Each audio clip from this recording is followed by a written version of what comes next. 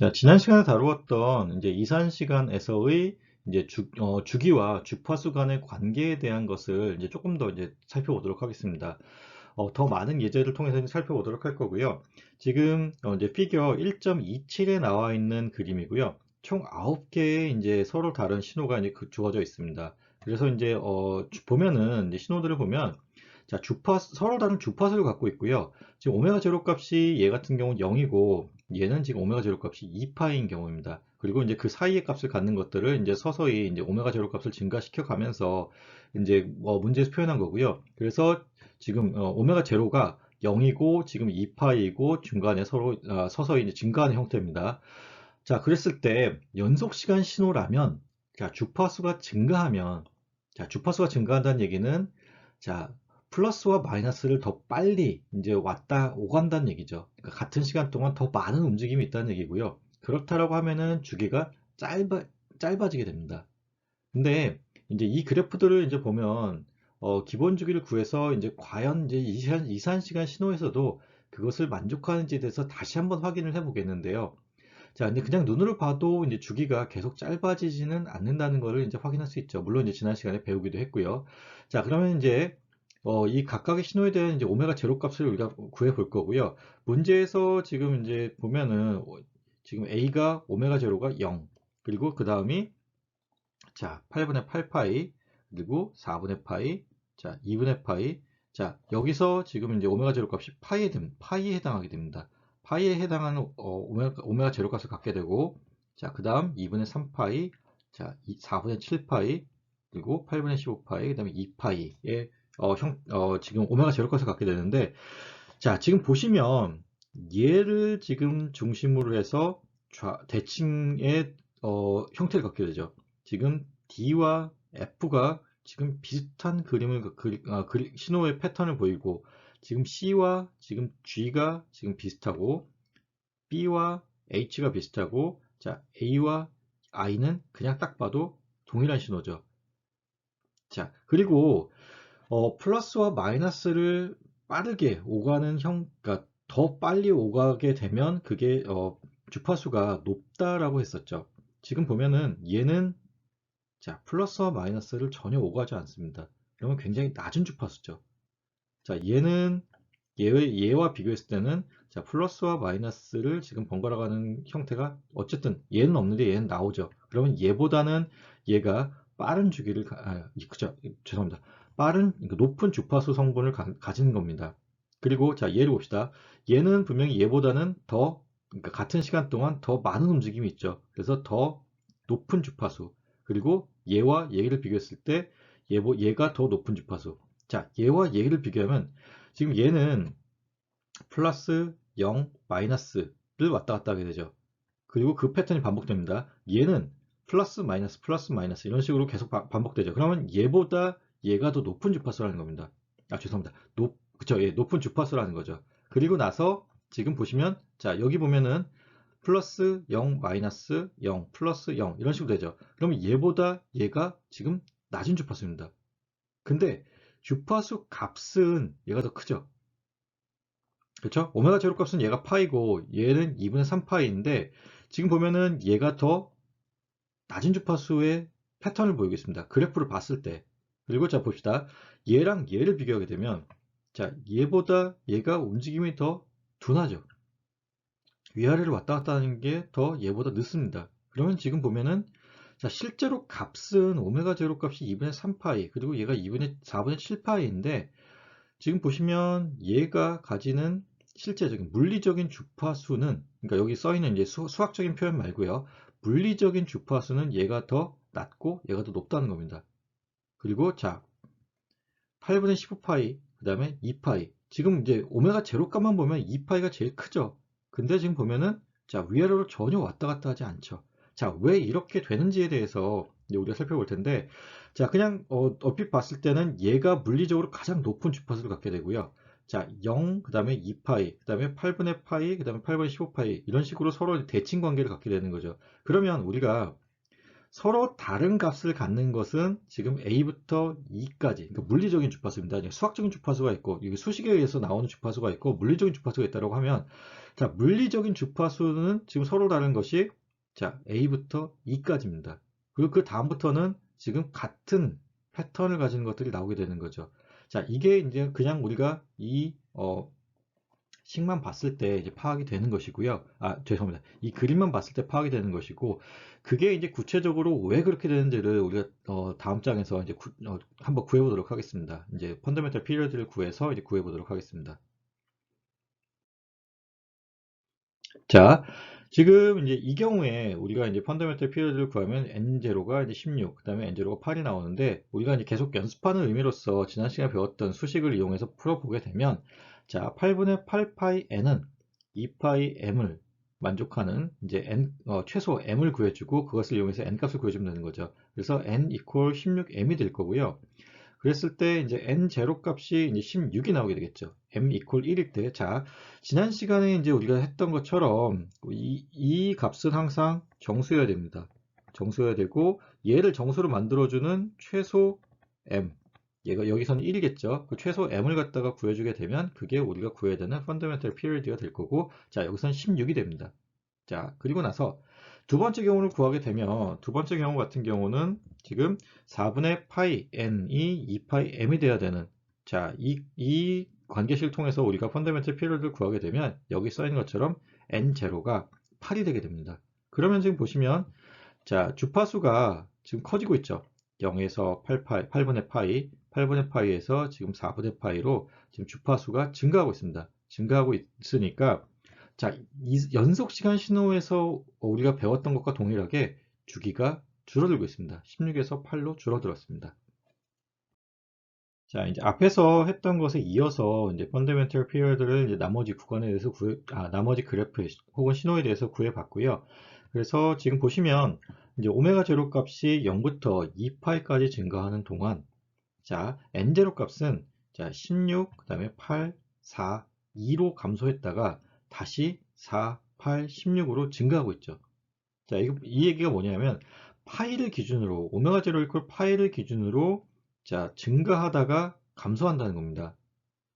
자, 그래서 지금 보면은, 우리가 물리적으로 가장 높은 주파수 성질, 그러니까 수학적으로 말고요. 그러니까 수치적으로 말고 물리적으로 가장 높은 주파수 성질을 가지는, 자, 오메가 제로 이퀄 파이인 경우까지는, 자, 0에서부터 증가하는 동안 주기가 짧아지다가 이것을 지나고 나면 주기가 다시 길어진다 라는 것이 이제 첫 번째 강조하고 싶은 거고요. 그리고 지금 보면은 여기 있는 이 오메가 제로 이퀄 0인 경우와 오메가 제로 이퀄 2파인 경우가 서로 동일합니다. 그 얘기는, 자, 2파이를 주기로 하는 주기 신호로 볼 수 있다라는 것과 같겠죠. 그렇다라고 하면 우리가 연속 시간 신호와는 다르게, 자, 연속 시간 신호는 오메가 제로 값이 마이너스 무한대부터 플러스 무한대까지 값을 가질 수 있고, 그때 모든 그 마이너스 무한대부터 플러스 무한대까지 모든 구간에 대해서 의미가 있다라고 얘기를 했습니다. 자, 의미가 있다는 얘기는 서로 다른 신호라는 얘기입니다. 근데 이산시간 신호에서는, 자, 이 파이를 주기로 이 패턴이 반복된다라는 얘기는, 자, 우리가 0부터 2파이 구간에서의 신호만 서로 다르고, 그 다른 신호가 2파이를 주기로 계속 반복되고 있다라는 얘기죠. 그러니까 여기는 0부터 2파이까지만 우리가 분석을 하면 물리적으로 의미 있는 신호를 갖다가 파악할 수 있다는 얘기입니다. 그리고 하나 더 얘기하면, 자, 물리적으로 가장 높은 주파수는 오메가 제로 이퀄 파이라는 겁니다. 자, 우리가 앞으로 다룰 이제 신호들은 대부분 이제 디지털 신호입니다. 디지털 신호이고, 디지털 신호가 연속 시간 신호보다 다루기가 쉬운 점이 바로 이겁니다. 0부터 2파이의 구간, 혹은 마이너스 파이부터 파이까지의 구간만 다루면 됩니다. 자, 꼭 0부터 2파이까지 구해야 되는 건 아닙니다. 그냥 그 우리가 분석하는 구간이 2파이라는 구간 안에만 있으면 되는 겁니다. 그래서 0부터 2파이, 혹은 뭐 상황에 따라서 마이너스 파이부터 파이까지의 구간까지만 우리가 분석하면 된다는 얘기입니다. 자, 이제 앞에서 했던 내용을 다시 정리하면, 자, 오메가 제로 이퀄 0인 경우와 오메가 제로 이퀄 2파인 경우가 서로 같았습니다. 이 얘기는 2파이를 주기로 이제 반복되는 신호라는 얘기고요. 그것을 이제 수학적으로 이렇게 증명할 수 있었습니다. 수학적으로 증명할 수 있었고, 자, 그 다음에 지금 물리적으로 가장 높은 주파수는 이제 여기 오메가 제로 이퀄 파이인 경우이다 라는 것이고, 그것을 갖다가 이제 우리가 앞에서는 하지 않았는데 여기서 다시 수학적으로 증명을 하면요. 자, 가장 많이 변하는 경우에 지금 플러스 마이너스를 계속 왔다 갔다 하면 되겠죠. 그랬을 때, 자, 익스포넨셜 j 파이 n 오메가 제로 이퀄 파이 오메가 제로 대신에 파이를 넣고 정리하게 되면, 자, 익스포넨셜 j 파이라고 하는 것의 n승이 될 거고요. 자, 익스포넨셜 j 파이라고 하는 값이 마이너스 1이 되게 됩니다. 자, 이게 왜 마이너스 1이 나오는지는 우리가 오일러 공식을 이용하면 쉽게 증명할 수 있습니다. 오일러 공식을 이용했을 때, 자, 이거를 갖다가 우리가 다시 쓰게 되면 이제 코사인 파이 더하기 j 사인 파이가 되겠죠. 자, 사인 파이는 우리가 0이 되는 거 알고 있고, 코사인 파이는 마이너스 1 값을 갖게 되니까, 그래서 지금 여기가 마이너스 1이 되는 겁니다. 그래서 지금 이 경우 가장 높은 주파수 성질을 보여준다. 자, 그리고 그 다음, 자, 앞에서 이제 했던 내용 지금 계속 정리하는 겁니다. 오메가 제로 값이 파이를 넘기 전에는, 자, n 제로 값. 자, 오메가 제로가 증가하면 n 제로 값은 감소한다. 이거는 우리가 연속 시간 신호와 같은 성질이었죠.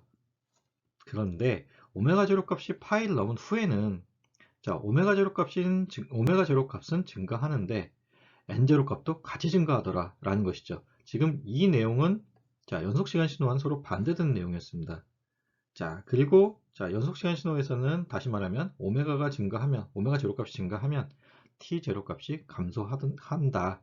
자, 이 경우는 일치하고 이 경우는 일치하지 않더라. 자, 항상 이 차이를 반드시 잘 기억해야 됩니다. 그리고 이제 마지막 굉장히 중요한 거.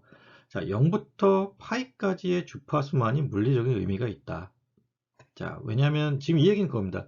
자, 물리적으로 가장 높은 주파수는 파이이기 때문에 0부터 파이까지의 주파수만이 물리적인 의미가 있는 것이고, 그 외에 파이보다 커지는 경우에는 같은 패턴이 반복되기 때문에 물리적인 의미가 없다는 거고요.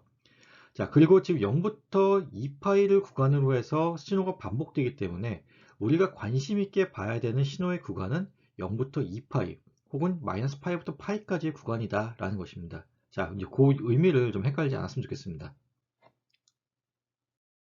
자, 이제 지금까지 배운 내용을 이제 마지막으로 다시 한번 정리하는 거고요. 자, 연속 시간 신호와 이제 이산 시간 신호에 대해서 이제 신호에 대한 표현을 코사인 오메가 제로 t, 그다음에 코사인 오메가 제로 n으로 봤을 때, 자, 연속 시간 신호에서는 오메가 제로가 마이너스 무한대부터 플러스 무한대까지 모두 다 다른 값을 갖는다. 즉, 다른 신호이다라는 것이 중요하고요. 그런데 이산 시간 신호에서는, 자, 0부터 2파이 혹은 마이너스 파이부터 플러스 파이까지의 구간만 의미가 있다. 다시 말하면 이 구간을, 그러니까 이 파일을 주기로 반복된다라는 얘기입니다. 그리고 자, 어떠한 오메가 제로 값에 대해서도 이제 주기 신호이고, 연속 시간 신호에서는, 그리고 오메가 제로 값이 커질수록 신호의 진동 비율이 높아진다라는 것 중요하고요. 자, 그리고 이제 이거를 갖다가 반드시 다시 좀 생각해 봤으면 좋겠는데, 자, 우리가 그냥 코사인 값을 구하게 되면 얘나 같은 값을 갖게 됩니다. 그런데 자, 우리가 신호의 관점에서는 이 두 신호가 서로 다른 신호라는 겁니다. 그래서 자, 연속 시간 신호에서는 오메가 제로의 값이 달라지면 주파수뿐만 아니라 그래프의 모양도 달라진다라는 것입니다. 그리고 이제 그것과 대비해서 이산 시간 신호를 보게 되면, 이산 시간 신호에서는 자, 보시면 이 파일을 주기로 신호가 반복되기 때문에, 그러니까 주기 신호이기 때문에, 자, 숫자는 분명히 틀리지만 서로 같은 물리적인 특성을 갖는 신호이다라는 것입니다. 자, 여기 마지막까지 정리된 내용 반드시 좀 잘 기억해 뒀으면 좋겠습니다. 다음으로 Discrete Time Harmonically Related Signal에 대해서 이제 다뤄보도록 하겠습니다. 우리가 이제 연속 시간에서의 이제 Harmonically Related Signal을 이제 다루었었고요. 그때 이제 우리가 이 Harmonically Related Signal을 한글로는 이제 고조파라고 부른다라고 했습니다. 자, 우리가 이제 복습하는 의미로서 이제 고조파에 대해서 다시 생각을 해보면, 자, 고조파라고 하는 것이 혹은 신호가 가지는 어떤 성질은, 자, 일반적인 어떤 신호 xn 혹은 xt라는 신호가 있다라고 했을 때, xt라는 신호는, 자, x1의 오메가 제로 더하기 x2의 2 오메가 제로 더하기 x3의 3 오메가 제로 점점점 더하기 xk의 k 오메가 제로의 합으로서 표현 가능하다는 겁니다. 자, 즉 다시 얘기하면 자, 이 신호, 어떤 일반적인 신호는 우리가 서로 다른 신호들의 합으로서 표현 가능하다는 얘기고요. 이 서로 다른 신호들은 어떤 특징을 갖냐면 하모니를 이루고 있다는 얘기인데, 그 하모니를 이루고 있다는 의미가, 물론 여기 지금 t가 생략되었습니다. t가 생략되었는데, 자, 기본 주파수 오메가 제로의 배수가 되는 신호들의 합으로서 이 xt라고 하는 신호를 표현 가능하다. 그리고 자, 여기는 이거를 갖다가 1차 고조파, 그리고 2차 고조파, 3차, 그 다음에 K차 고조파라고 우리가 부른다라고 했습니다. 자, 그럼 여기 써있던 내용 중에 일부를 좀 지우고요. 글씨가 가려져 있어서. 자, 그래서 지금 이제 우리가 앞에서 다뤘던 이제 내용에 맞춰서 잘 살펴보게 되면, 자, xkn이라고 하는 것을 갖다가 익스포넨셜의 j 오메가 제로 kn으로 지금 정의했고요. 자, 이 경우에 지금 이제 오메가 제로를, 자, 오메가 제로 n은 2파이 m이라고 하는 이제 관계식을 이용해서 지금 오메가 제로 대신에 지금 n분의 2파이라고 하는 것으로 이제 식을 바꿨습니다. 그렇게 해서 표현을 한 거고요. 자, 그러면 지금 자, k가 가지는 의미 있는 범위, 그러니까 k가 가지는 의미 있는 값, 물리적으로 의미 있는 값의 범위는 과연 우리가 이산시간 신호와 연속시간 신호가 같냐라는 거죠. 그래서 자, 결론적으로 얘기하면 연속시간 신호에서는 마이너스 무한대부터 플러스 무한대까지의 k값이 의미가 있는 것이었고요. 그 얘기는 이제 서로 다른 값을 갖는다는 얘기였고, 여기서는 그렇지 않습니다. 그러면 이제 여기서 어떻게 정해지는지 한번 보도록 하겠습니다. 그래서 자, 컨티뉴어스 타임에서는 마이너스 무한대에서 플러스 무한대까지 전부 다 의미 있는 값의 범위였고요. 자, 이거를 우리가 다시 쓰게 되면 xk, 파이 k 대신에 지금 파이 kn을 썼습니다. 그러면 이제 여기 k가 들어갔던 자리에 k 대신에 k 더하기 n으로 지금 이렇게 바꿔 써주면 되는 거겠죠. 그리고 나서 지금 이것을 서로 이제 나누어서 쓰게 된 거고요. 나눠서 썼을 때 지금 여기 있는 요 신호 같은 경우가 당연히 1이 되겠죠. 그렇죠? 이건 이제 더 이상 설명을 안 해도 되죠. 그래서 요 신호가 1이 되고, 그러면 이 신호만 남게 됩니다. 이 신호만 남게 되는데, 자, 이 신호가 지금 우리가 위에서 봤었던 얘와 같은 표현이죠. 파이 k n과 파이 k 더하기 n이 같은 신호를 갖게 되죠. 자, 그럼 이제 정말 이러냐에 대해서 다시 살펴보게 되면, 자, 파이 제로는 k 대신에 0을 넣는 겁니다. k 대신에 0을 넣었을 때 지금 1의 값을 갖게 되고요. 자, 파이 1 같은 경우는 자, k 대신 1을 넣게 되면 자, 이렇게 되고, 자, 두 번째, 그리고 자, n-1을 넣게 되면 이렇게 되고요. 여기 있는 이 표현처럼 되게 되고, 자, 파이 n을 구하게 되면 자, k 대신에 n을 넣게 되면 얘와 얘가 상쇄돼서 없어지고, 그래서 지금 이 값이 1이 되게 되죠. 그러면 지금 보세요. 자, 파이 제로 값과 파이 n 값이 서로 같게 되죠. 그러면 n을 주기로 하는 신호이다 라고 우리가 결론 낼 수 있습니다. 그래서 결론적으로 얘기를 하면, 자, k 값은 0부터 n-1까지만 어떤 물리적인 의미를 가진다 라는 것이고요. 그래서 자, 이게 중요합니다. 서로 다른 n개의 고조파가 존재한다 라는 얘기입니다. 자, 우리가 물리적으로 의미 있는 이산시간 신호의 범위는 0부터 2파이 혹은 마이너스 파이부터 플러스 파이까지의 구간에서만 물리적으로 의미가 있다라는 것이었고요. 그리고 자, 물리적으로 가장 높은 주파수는 물론 이제 이산시간에서요. 파이라고 우리가 기억하면 좋겠고요. 그리고 자, 하모니카 릴레이트된 시그널을 갖다가 우리가 볼 때, 자, 서로 다른 n개의 고조파가 존재한다. 이산시간은. 연속시간은 마이너스 무한대부터 플러스 무한대까지 구간에서 모두 다 의미 있는 신호이다. 혹은 서로 다른 신호가 존재한다. 자, 이거 굉장히 중요한 얘기거든요. 그래서 계속 복습을 좀 해서 반드시 좀 이해를 했으면 좋겠습니다. 이해를 하고 암기를 했으면 좋겠습니다. 자, 1.4절에서는 유닛 임펄스와 이제 유닛 스텝 펑션에 대해서 이제 배워보도록 하겠습니다. 자, 우리가 이제 뭐 그러니까 1.3절까지 뭐, 신호의 이제 어떤 표현, 그리고 이제 신호가 가진 특징에 대해서 배웠습니다. 근데 그러다 갑자기 뭐 유닛 임펄스, 유닛 스텝 펑션이 나오게 되니까 좀 이제 당황스러울 수 있는데요.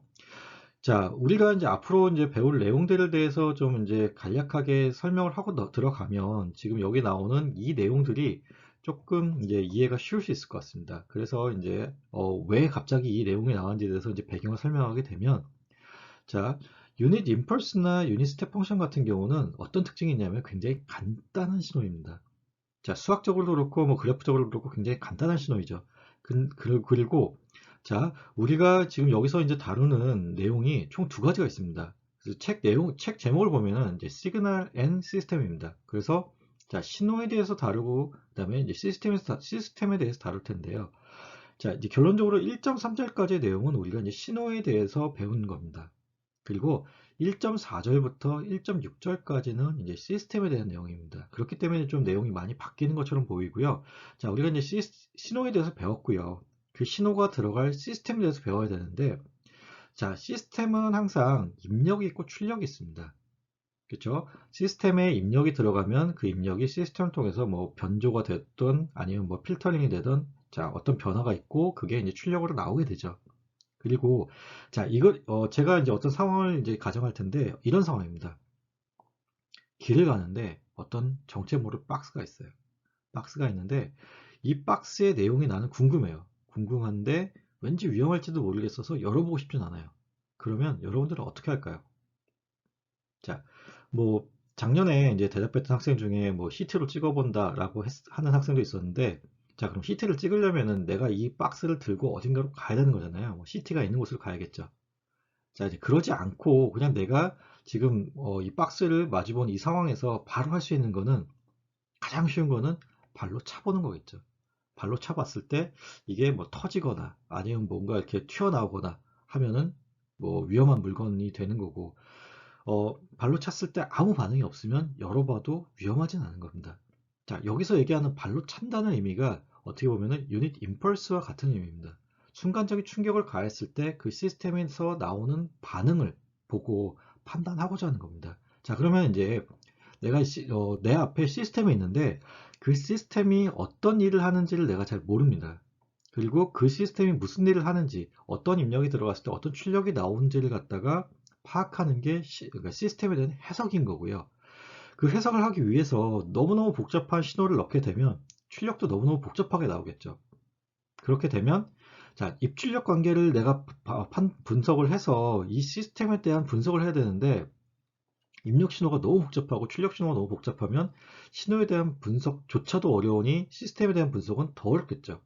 자, 그러니까, 자, 지금 여기서 이제 얘기하고 싶은 게, 시스템에 대한 분석을 정말 간략하게 하려면 시스템에 들어간 입력 자체도 굉장히 간략해야 된다는 얘기입니다. 자, 그런 의미에서 지금 임펄스와 스텝 펑션이 도입이 된 겁니다.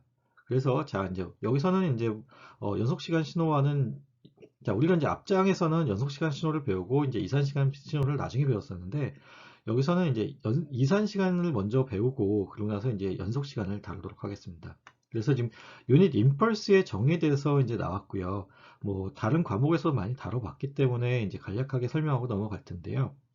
자, 우리가 이제 델타 펑션이라고 얘기하거나 뭐 유닛 임펄스 펑션이라고 얘기를 할 텐데, 자, 둘 다 같은 의미입니다. 그래서 이제 델타 n이라고 표현하게 되면, 자, 얘가 가진 의미는 뭐냐면, 자, 이 괄호 안에 있는 요 n, 혹은 이 괄호 안에 있는 어떤 이제 문자 혹은 숫자가 0이 될 때에만 값을 가지고 그 외의 구간에서는 0의 값을 가지는 겁니다.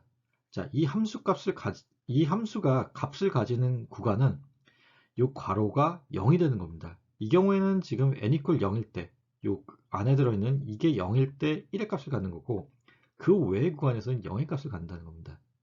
자, 그리고 자, 요게 이제 나중에 뒤에서 배울 이제 연속 시간 신호에서의 이제 델타 펑션인데, 자, 이것과 구별을 해서 이것은 이제 디렉 델타라고 이제 표현을 하게 되고요. 뭐 좀 더 자세하게는 이제 뒤에서 다시 다루도록 하겠습니다.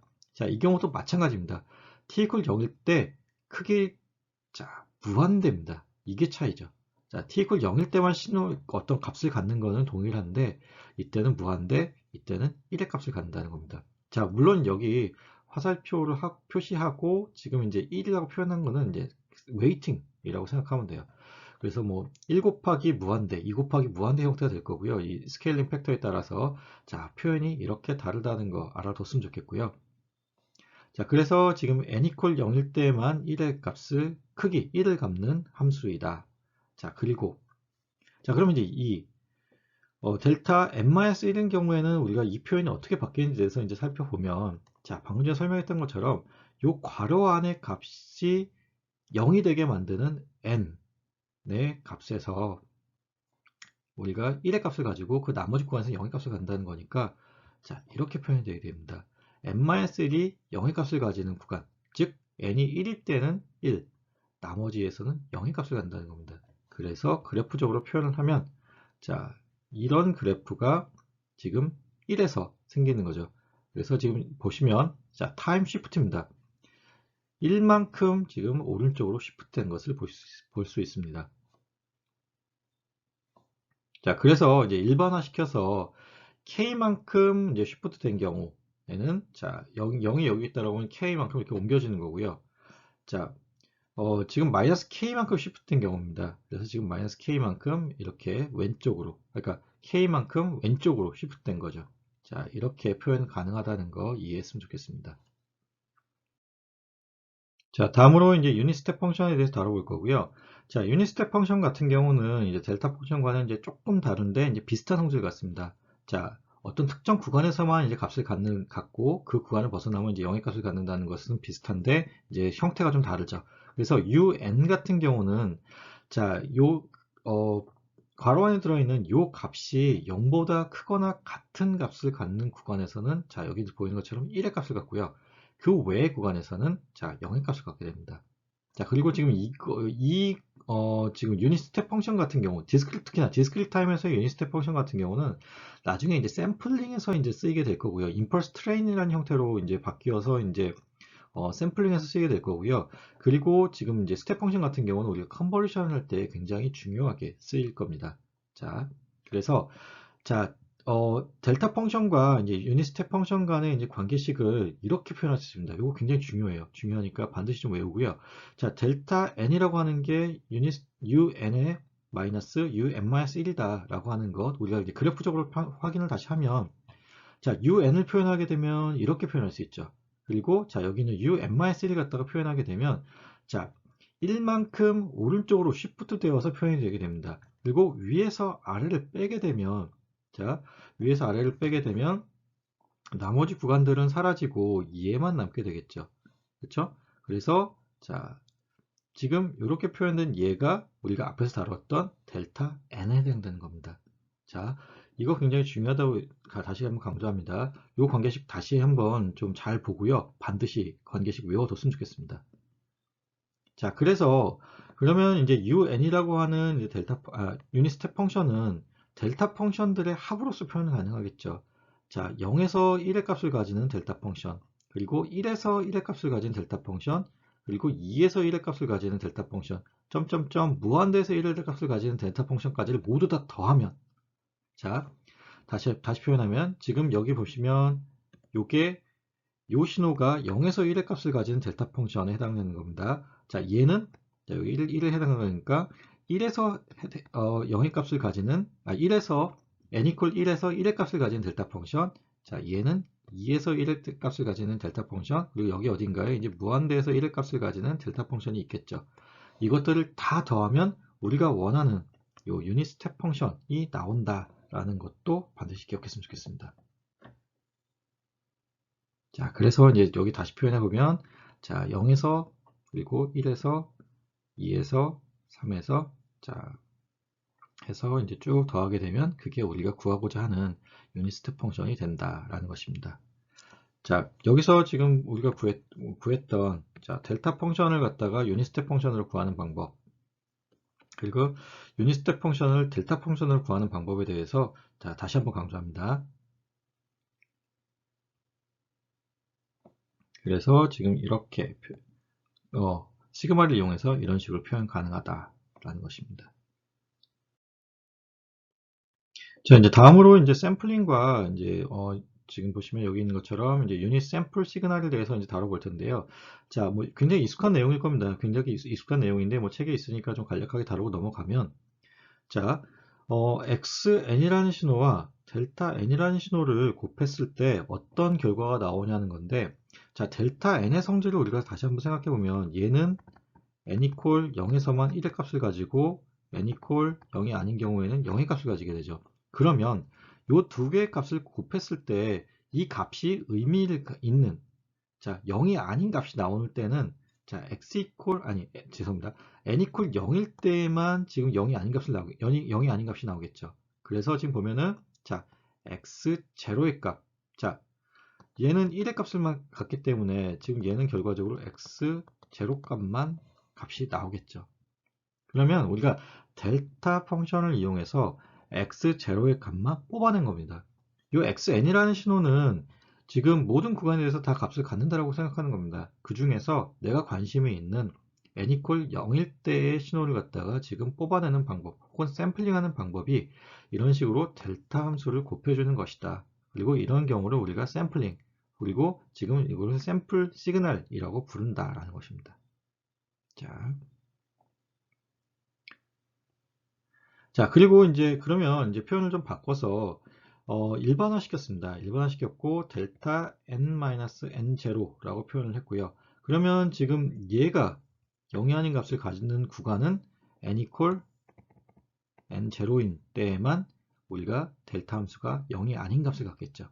그 얘기는, 자, xn이 값을 갖는 구간은, 자, n0일 때, n equal n0일 때에만 값을 가지니까, 자, 이 결과가 xn0만 나오게 된다. 자, 내가 관심 있는 시간은 n0에서의 시간이다. 그래서 델타 n-n0를 곱해줬고, 그리고 그때의 x 값이 샘플링 돼서 나온다라는 의미입니다. 자, n equal n0일 때만 1, 나머지는 0이기 때문에 그렇습니다. 자, 유닛 임펄스와 유닛 스텝 펑션의 이제 컨티뉴어스 타임에서의 이제 성질 혹은 이제 특징에 대해서 살펴볼 거고요. 자, 앞에서 한번 보여드렸듯이, 자, 표현이 조금 다릅니다. 표현이 조금 다른데, 뭐, 가지는 의미는 동일합니다. 지금, 이런 식으로 표현되었을 때, 0에서만 이제 값을 가지고, 그 외의 구간에서는 0을 가진다는 건데, 앞에서 우리가 이산시간에서는, 그러니까 1의 값을 간다고 했으면, 여기서는 이제 무한대의 값을 갖는다는 의미로서, 지금 이렇게 화살표로 이제 표현하게 되고요. 자, 여기 써 있는 이 1이라는 거는 이제 웨이팅 팩터라고 생각하시면 됩니다. 뭐, 지금 델타 t가 있고, 뭐, 2 델타 t가 있고 그럴 때, 그 값 앞에 붙은 이제 스케일링 팩터를 갖다 표현해 주는 의미라고 생각하시면 되고요. 자, 그러면 이제 이산시간 신호와 우리가 구별하기 위해서 지금 요 연속 시간에서의 델타 펑션은 그냥 뭐 유닛 임펄스 펑션이라고 그냥 불러도 되고요. 혹은 자, 디렉트 델타 펑션이라고 이제 부르게 됩니다. 자, 디렉트 델타 펑션이라고 부르게 되면, 아, 이거는 그냥 연속 시간 신호, 연속 시간에서의 델타 펑션이구나라고 생각하시면 되고요. 자, 이거를 갖다가 우리가 이제 정의를 할 때 지금 이렇게 정의하게 됩니다. 자, 이렇게 정의하게 되고요. 자, 우리가 이산시간 신호에서는 어떻게 정의가 됐었냐면 델타 펑션이 유닛 스텝 펑션들 간의 차로서 정의가 됐었죠. 자, 이산시간 신호에서는 우리가 뺄셈의 개념이 연속 시간에서는 지금, 자, 여기 있는 것처럼 미분의 개념으로 들어갑니다. 자, 그거 잘 기억했으면 좋겠고요. 자, 이산시간에서의 시그마는 연속시간에서는 이제 인테그랄이 될 거예요. 자, 결론적으로 그렇고요. 자, 그러면 자, 이걸 보도록 합시다. 자, 이렇게 정의가 되고요. 자, 유닛 스텝 펑션을 갖다가 우리가 시간에 대해서 미분하게 되면 그것이 이제 델타 펑션이 되게 되는데, 자, 그러면 이제 뭐 유닛 스텝 펑션을 이제 알아야 될 거고, 요 델타 t 같은 경우는 지금 뭐 t가 0보다 0인 경우에는 무한대 값. 자, 1이 아니라 무한대를 갖는 겁니다. 그리고 그 외에서는 지금 0의 값을 갖는다라는 것입니다. 그래서 이제 유닛 스텝 펑션에 대해서 다뤄볼 텐데요. 자, 유닛 스텝 펑션을 미분한다는 게 사실 얘기가 안 되죠. 왜냐하면 지금 여기 이제 불연속 구간이 있기 때문에 미분을 그냥 바로 할 수는 없습니다. 그래서 이제 몇 가지 가정을 할 건데, 자, 유닛 스텝 펑션에 대해서 이제 먼저 살펴보면 이산시간 신호와 마찬가지로, 자, 유닛 스텝 펑션은 요 괄호 안에 있는 요 t가 0보다 작은 구간에서는 0의 값을, 자, 0보다 크거나 같은 구간에서는 지금 1의 값을 갖는 겁니다. 자, 이렇게 정의가 되어 있고요. 자, 그러면 이제 방금 얘기했던 것처럼 이산시간 신호에서는 우리가 시그마를 통해서 표현했던 것이 연속시간 신호에서는 이제 여기 있는 것처럼 이제 인테그랄을 이용해서 표현하게 되는 거고요. 자, 그래서 지금 보시면 자, 이것을 우리가 이렇게 표현할 수 있습니다.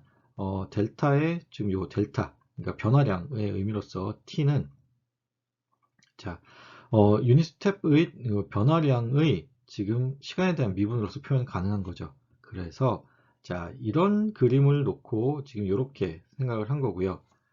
자, 그것을 갖다가 우리가 지금 델타 펑션의 델타의 변화량에 대해서 표현하게 되면 지금 이렇게 되겠죠.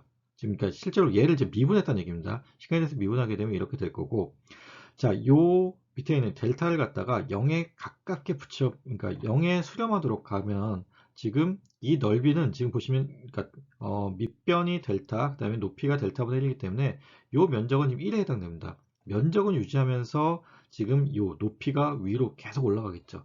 그래서 이제 자, 높이가 무한대의 값을 갖게 되는, 자, 여기서 우리 아까 얘기했던 것처럼 무한대의 값을 갖게 되는 델타 펑션이 정의가 된다라는 것입니다. 자, 여기서 중요한 거는 뭐 이게 뭐 미분 가능하다, 뭐 미분을 어떻게 한다가 중요한 게 아니고요. 물론 이제 그것도 중요하겠지만 여기서 더 중요한 건 이겁니다.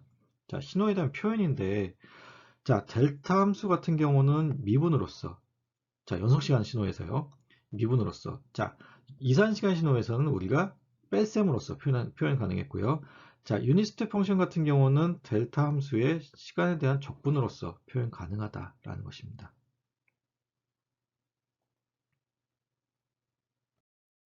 자, 이제 앞에서 다루었던 이제 샘플링에 대한 얘기고요. 뭐 이 내용은 이제 이산시간 신호나 연속시간 신호나 별로 차이가 없습니다. 그래서 지금 보시면 이제 xt 곱하기 이제 델타 t라는 걸 했을 때 이 델타 t 자체가 의미 있는 값을 갖는 구간이 t 이퀄 0에서밖에 없기 때문에 x0에 대한 값이 나온다라는 것이고요. 그리고 이 경우는 이제 t 이퀄 t0에서의 값이 이제 나오게 된다라는 것입니다. 그것이 샘플링이다.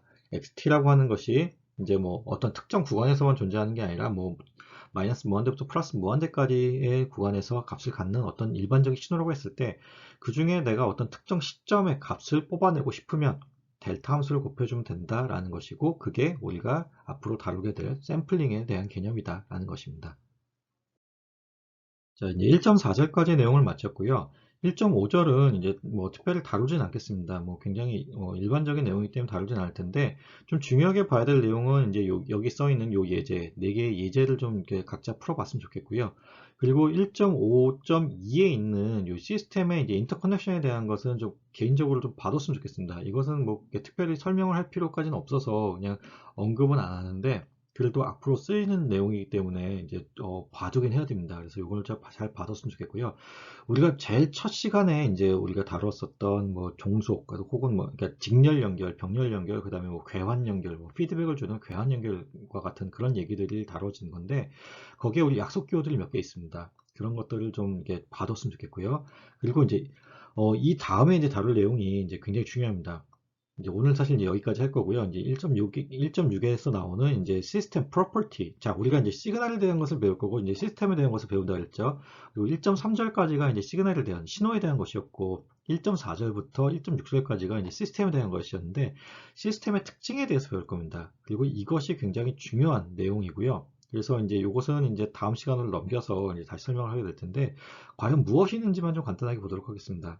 그래서 지금 리니어 시스템, 선형 시스템에 대한 거를 이제 먼저 다룰 거고요.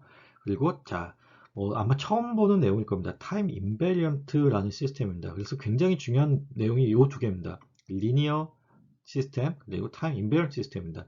자, 선형 시스템은 뭐 선형성을 갖는 시스템이 있죠, 당연히. 그렇기 때문에 뭐 선형성이라는 것이 뭐 여러분들 머릿속에 아마 대략적인 아마 어떤 것이다라는 게 있을 거고요. 자, 타임 인베리언트에 대한 거는 아마 전혀 모르는 내용일 겁니다. 시 불변성, 그러니까 시간에 이제 인디펜던트하다는 얘기일 거고요.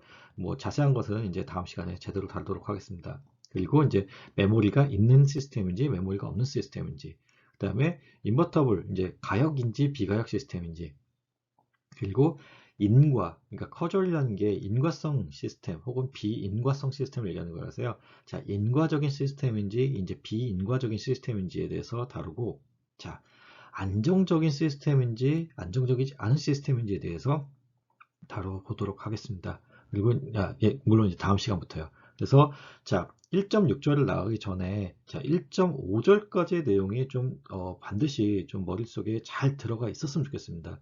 지금 이제 뭐 1장에 좀 내용이 많습니다. 앞에 지난 시간에 설명했듯이 1장에 내용이 많은데 이 내용이 기본이 되어서 이제 이 다음 내용들을 우리가 다뤄야 되기 때문에 지금 1장의 내용들을 놓치지 않고 잘 따라왔으면 좋겠습니다. 그러면 이제 오늘 여기까지 하고요. 다음 시간에 이어서 1.6장의 내용을 하도록 하겠습니다.